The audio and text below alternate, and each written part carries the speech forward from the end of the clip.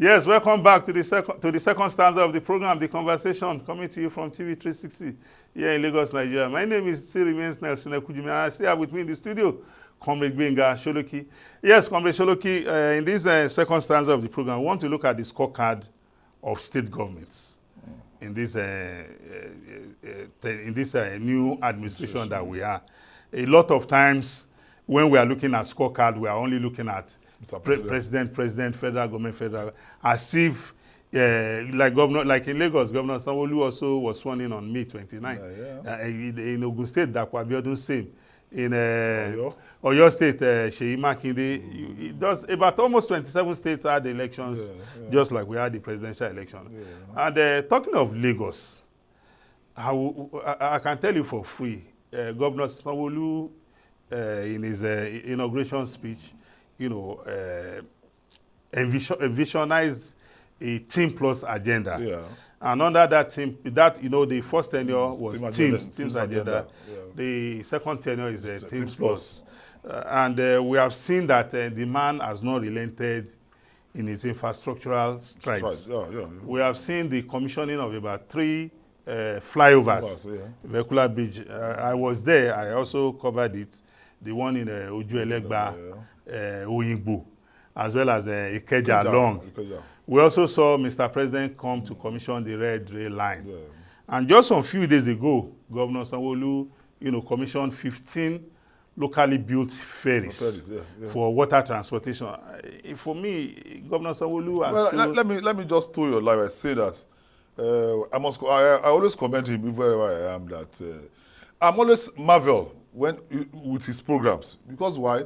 There are programs that some governors dread, like his engagement with the people, as each senatorial district, asking them, what do you want? It is novel because most of our governors don't even have time for such. I think he calls it town hall meeting, which is novel because of the fact that you will see real people there. Like you mentioned the CDC, they're always there. The youth groups, artisans, that's the only atmosphere they can see the governor and also ventilate their position. So which is very rare in governance in Nigeria. Then, like we have mentioned, it's just strides, especially infrastructure. He has done very well, and he must be commended because why? Well, some people say you can't have less than such a person in Lagos. Actually started, Fashola continue. The last man did, and definitely he cannot relent. He cannot go beyond his predecessors. He cannot go below. So he cannot stay where he is. He knows that the shoe is wearing is a very big one. But fortunately, he has continued to up the game. And we're seeing it everywhere. Lagos is a cosmopolitan city that needs a visionary leader to pilot its affairs. And that's what we're seeing. Look at when you look at security, Lagos is leading every day. There's no... Thanks to the Lagos State Security Trust Fund. There's nowhere that doesn't have its own security challenges. There's no. But, there's no state that is crime-free. Absolutely. So long as they are human beings. But you will see that the level of policing we have in Lagos, we have so many security outfits engaging that. Like yesterday, we saw a video of a girl being maltreated. Before we wake up this morning, the commissioner for police, the commissioner for youth and social engagement has also informed into the matter, and the culprit had been arrested while the girl had been taken away. Can you see how proactive people we have in government in Lagos?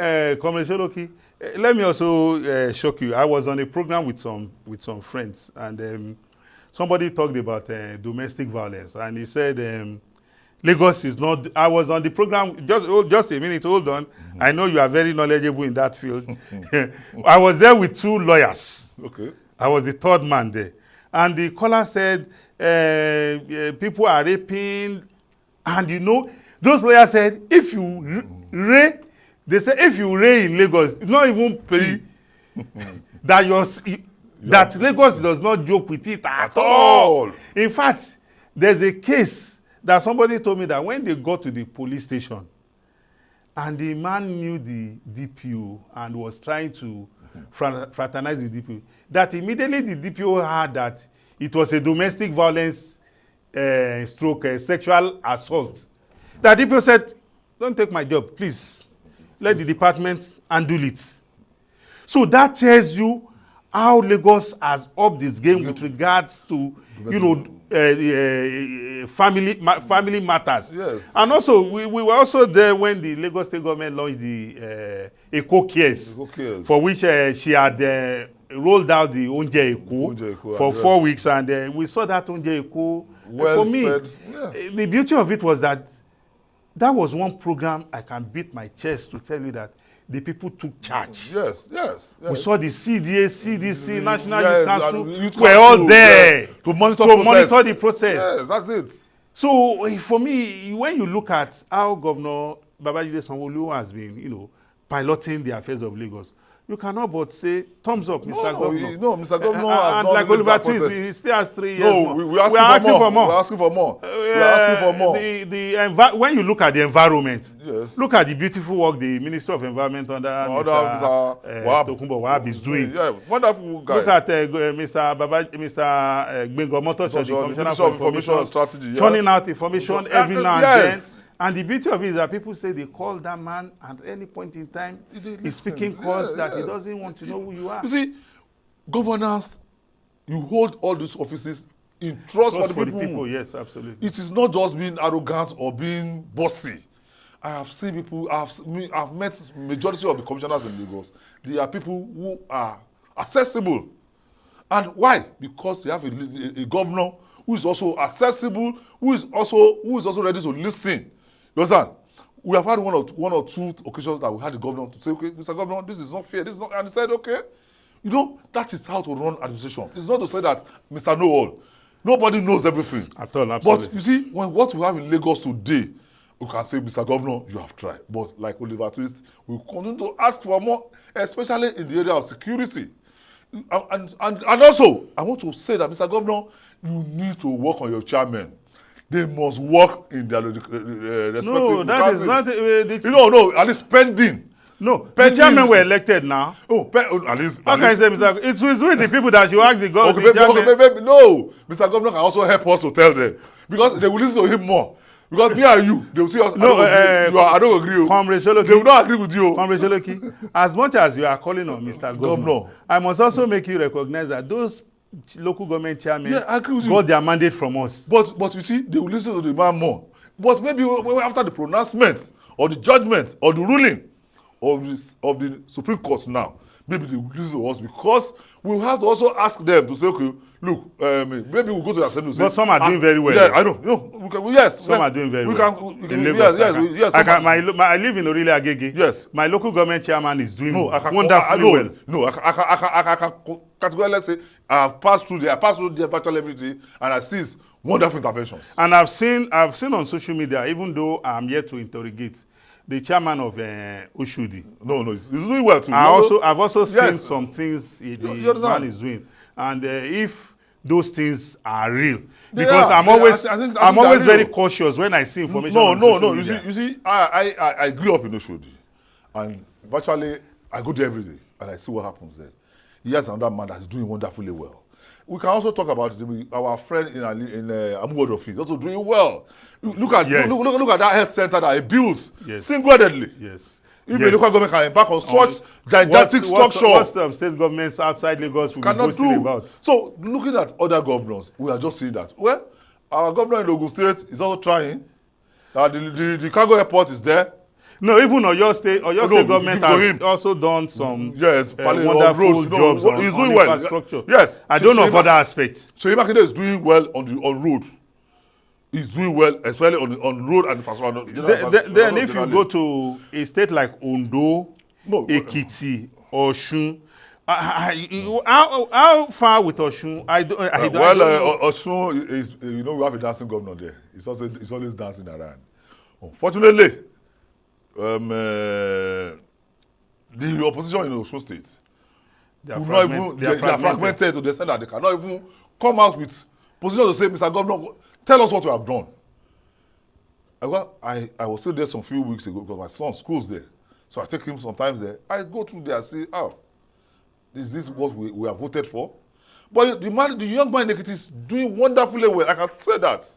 Yes, I've seen seen some of his interventions here and there. I've seen his and he has tried to mend fence with political distractor of his predecessor, which is also a wonderful exploit. I want to commend Governor Biodun Bao for that intervention, because he has shown that, look, I'm a man of myself. I can always hold my I wouldn't inherit my predecessor's enemies. So he had gone to say, okay, the Fayoshes, all of them, he has brought them together. Well, thank you, Comrade Sholoki, for this conversation. We have looked at the scorecard of state governments, and we have rightly pointed out that Lagos State is tops. Come rain, come sunshine. We have seen the giant strides of Governor Sanwo-Olu in almost all facets. He cannot be challenged. One area I also want us to look at that, before we go, we are rounding up, is that I also want the Lagos State government, the special advisor on transportation, to look critically at the role of commercial vehicles. It's one area that continues to reoccur. We need to have an engagement with this sector of our life. When a lot of times I go on the road and I see traffic gridlock, what is the cause? Caused by this recklessness. They will stay in the middle of the road picking passengers. Dropping passengers. And you have a bus stop. Look at Maryland, for example. They no longer go to the bus stop built by the government. They stay at that intersection, causing serious traffic as far as Ikorodu Road. So I think the issue of transportation management is something we will continue to talk about. Yes, we will, because people commute every day, and it is critical. Yes, Lagos is a very small yes, a land space. But with people with huge population. So definitely, and the beauty of it is that the Lagos State government has done very well in putting in place a multimodal transportation system. Land, rail, and water and rail. Yeah. So, but we will not allow people to mess up the road transportation. We'll continue to engage on that. Well, ladies and gentlemen, this is where we will call it a wrap on the conversation today. We have had a great conversation on this program today. Till we come, I want to thank Comrade Sholoki for coming. Comrade Sholoki, thank you very much. It's good to be here. Yeah. Till we come your way again next time, please continue to watch the conversation on TV 360 here in Lagos. Please have a great day. Bye-bye.